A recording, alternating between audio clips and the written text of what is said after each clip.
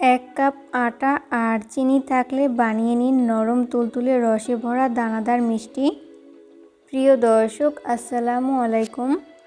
Welcome back to my channel delicious cooking by Tahira. আজকের পর্বে আপনাদেরকে 1 কাপ আটা আর চিনি দিয়ে দুর্দান্ত স্বাদের একটি মিষ্টি রেসিপি শেয়ার করব। আশা করছি বরাবরের মতো আমার আজকের রেসিপি আপনাদের কাছে অনেক ভালো লাগবে। তো চলুন দর্শক, রেসিপিটি দেখে নিচ্ছি শুরু থেকে শেষ পর্যন্ত। প্রথমে একটা মিক্সিং বোল নিয়েছি, এরপরে বোলের মধ্যে ব্যবহার করব মেজারমেন্ট কাপের 1 কাপ পরিমাণ আটা, চাইলে ময়দাও ব্যবহার করতে পারেন। এরপর ব্যবহার করব 1 কাপ পরিমাণ গুঁড়া দুধ, এখানে অবশ্যই গুঁড়া দুধ ব্যবহার করতে হবে। এরপর ব্যবহার করব 1 চিমটি পরিমাণ বেকিং সোডা, এখানে অবশ্যই বেকিং সোডা ব্যবহার করতে হবে আর 1 চিমটি পরিমাণই ব্যবহার করতে হবে, বেশি ব্যবহার করা যাবে না। এরপর ব্যবহার করব স্বাদমতো লবণ। এরপর এই শুকনো উপকরণগুলোকে একটা চামচের সাহায্যে খুব ভালো মতো মিশিয়ে নিব।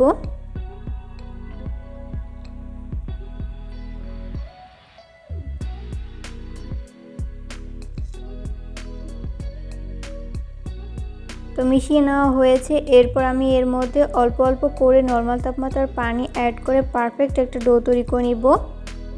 এখানে পানি একবারে না দিয়ে এইভাবে অল্প অল্প করে দিব আর হাত দিয়ে খুব ভালো করে মিশিয়ে নিব।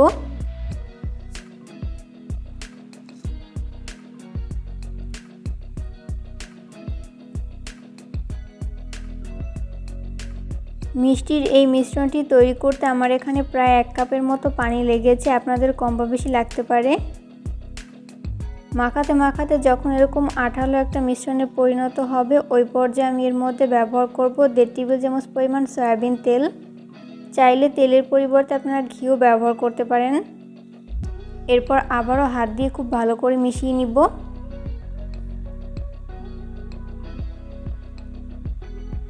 তো মেশাতে মেশাতে এরকম সফট একটা ডো তৈরি করে নেওয়া হয়েছে আর মিশ্রণটি কিন্তু অবশ্যই নরম হতে হবে। এরপর ঢাকনা লাগিয়ে আমি 10 মিনিটের জন্য রেস্টে রেখে দিব।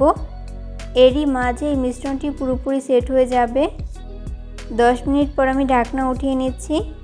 এরপর হাতে সামান্য পরিমাণ তেল মেখে এখান থেকে অল্প অল্প করে মিশ্রণ নিয়ে নিচ্ছি আর মিষ্টির শেপগুলোকে আমি একটু ছোট সাইজ করে তৈরি করব, আপনারা চাইলে বড় সাইজ করেও তৈরি করতে পারেন।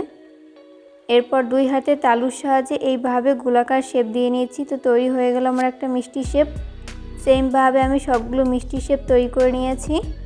এরপর চলে যাব কিচেনে এই মিষ্টি শেপগুলোকে ফ্রাই করতে। ওই জন্য চুলায় একটা ফ্রাই প্যান বসিয়ে দিয়েছি। এরপর পর্যাপ্ত পরিমাণ সয়াবিন তেল দিয়ে দিচ্ছি। তেল যখন মিডিয়াম আঁচে গরম হবে, ওই পর্যায়ে আমি একটি একটি করে মিষ্টি শেপ দিয়ে দিচ্ছি।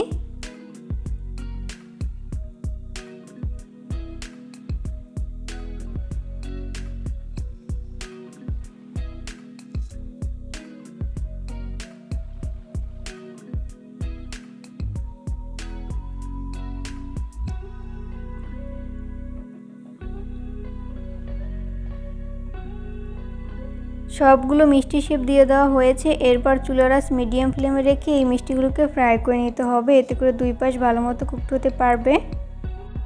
মিষ্টিগুলো ফ্রাই করতে করতে যখন এক পাশ ফ্রাই করে নেওয়া হবে, ওই পর্যায়ে উল্টে দিব অপর পাশটি ফ্রাই করে নেওয়ার জন্য।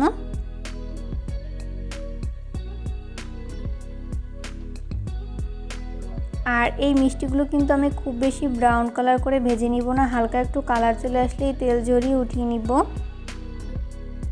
এই পর্যায়ে চুলার আঁচ একটু বাড়িয়ে দিয়ে একটা চামচের সাহায্যে খুব ভালো মতো নেড়েচেড়ে মিশিয়ে নিব।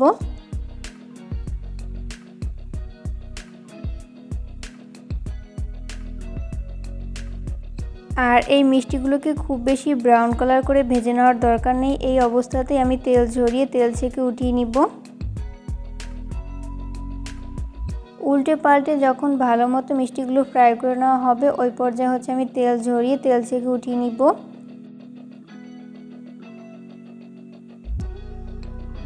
মিষ্টির শিরা তৈরি করার জন্য চুলায় একটা পাত্র বসিয়ে দিয়েছি। এরপর এর মধ্যে ব্যবহার করব 1 বাটি পরিমাণ চিনি।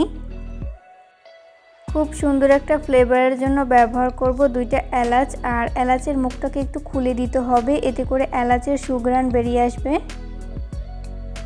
এরপর ব্যবহার করব 1 বাটি পরিমাণ পানি। 1 বাটি চিনির জন্য এখানে 1 বাটি পরিমাণ পানি ব্যবহার করতে হবে।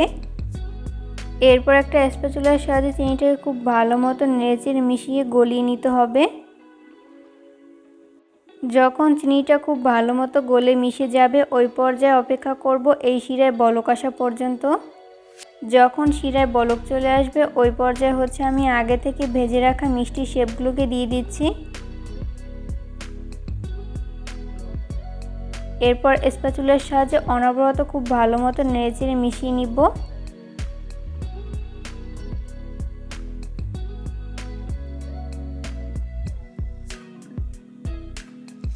তো মিশিয়ে নেওয়া হয়েছে। এরপর এইভাবে আমি 2 থেকে 3 মিনিটের মতো জাল করে নিব।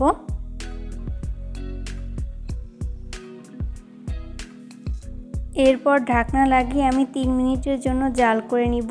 এরই মাঝে এই মিষ্টিগুলো খুব ভালো মতো কুকড হয়ে যাবে। 3 মিনিট পর আমি ঢাকনা উঠিয়ে নিচ্ছি। এরপর একটা স্প্যাচুলার সাহায্যে খুব ভালো মতো নেড়েচেড়ে মিশিয়ে নিব। এই পর্যায়ে চুলার আঁচ হাই ফ্লেমে রেখে অনবরত নেড়েচেড়ে মিশিয়ে নিতে হবে।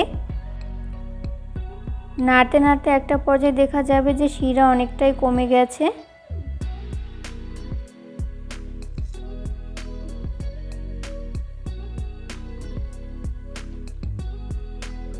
যখন এরকম শিরাটা শুকিয়ে আসবে ওই পর্যায়ে কিন্তু অনবরত নেড়েচেড়ে মিশিয়ে নিতে হবে। এই পর্যায়ে নাড়া বন্ধ করা যাবে না, তা না হলে কিন্তু নিচ থেকে লেগে যাবে। তো এই পর্যায়ে মিষ্টিগুলো কিন্তু খুব ভালো মতো কুকড হয়ে গেছে।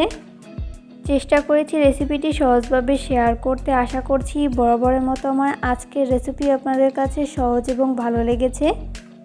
রেসিপি ফলো করে কিন্তু অবশ্যই বাসায় ট্রাই করবেন। দেখবেন পরিবারের ছোট থেকে বড় সবাই অনেক বেশি পছন্দ করবে আর অনেক মজা করে খাবে। বাসায় যদি হঠাৎ মেহমান আসে তাহলে 1 কাপ আটা আর চিনি দিয়ে এইভাবে নরম তুলতুলে দানাদার মিষ্টি তৈরি করে কিন্তু তাক লাগিয়ে দিতে পারেন। ভিডিও ভালো লাগলে লাইক, কমেন্ট এবং শেয়ার করতে কিন্তু একদমই ভুলবেন না। পরবর্তী রেসিপি দেখার আমন্ত্রণ জানিয়ে আজকের মতো এখানেই বিদায় নিচ্ছি। সবাই অনেক বেশি ভালো থাকবেন। আল্লাহ হাফেজ।